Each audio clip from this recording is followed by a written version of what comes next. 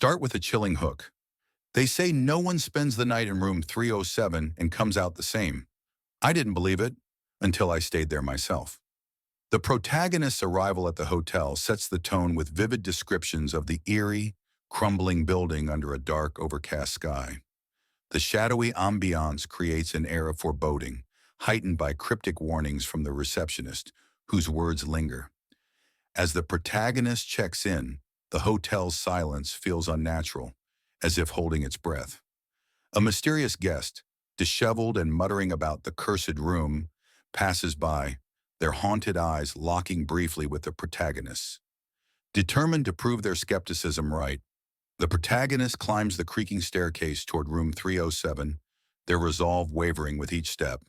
The door to room 307 swings open on its own, revealing the unsettling decor within. The protagonist steps inside, and a sudden chill makes them wonder if they've made a mistake. Room 307 is a study in disquiet, a faded red carpet with dark stains, antique furniture that seems misplaced, and a large ornate mirror angled oddly in the corner.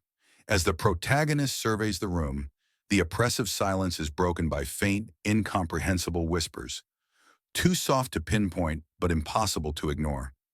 Strange occurrences begin subtly, a chair rocking faintly as if someone just stood up, the mirror reflecting movements that don't match the room's reality. The protagonist dismisses these as tricks of the mind, though unease tightens its grip. The oppressive cold seems to emanate from nowhere, and the air grows heavier as night falls. Unable to sleep, the protagonist begins recording their experiences on a phone, narrating the unease and trying to rationalize the unsettling sensations. But when a shadow passes across the room with no apparent source, they realize they're not alone.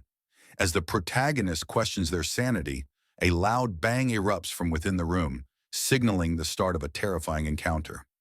Night brings chaos. Loud bangs shake the room, drawers slam open, and the mirror reflects distorted images of the protagonist, their face contorted into expressions they haven't made.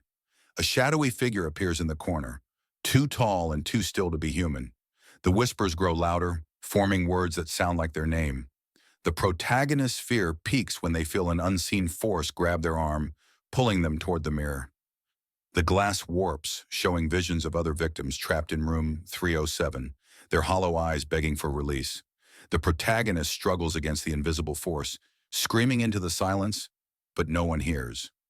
Overpowering, the protagonist finds a moment of defiance, breaking free and racing for the door, only to discover the nightmare extends beyond room 307. Fleeing the room, the protagonist finds the halls of the hotel have transformed into a labyrinth of terror.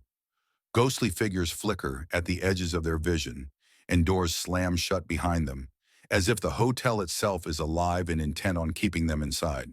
With their heart racing, the protagonist barrels down the staircase, dodging a spectral figure that lunges at them.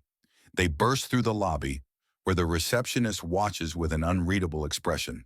The protagonist demands help, but the receptionist only smiles cryptically and says, breaking through the front door, the protagonist stumbles into the cold night air, gasping with relief as the oppressive presence finally recedes. Exhausted but alive, the protagonist believes they're safe, until they notice an unfamiliar mark on their arm, a chilling reminder that something followed them out. Days later, the protagonist reflects on the experience, grappling with what was real and what wasn't. Despite their escape, they feel an unshakable sense of being watched, and their reflection in mirrors appears subtly wrong.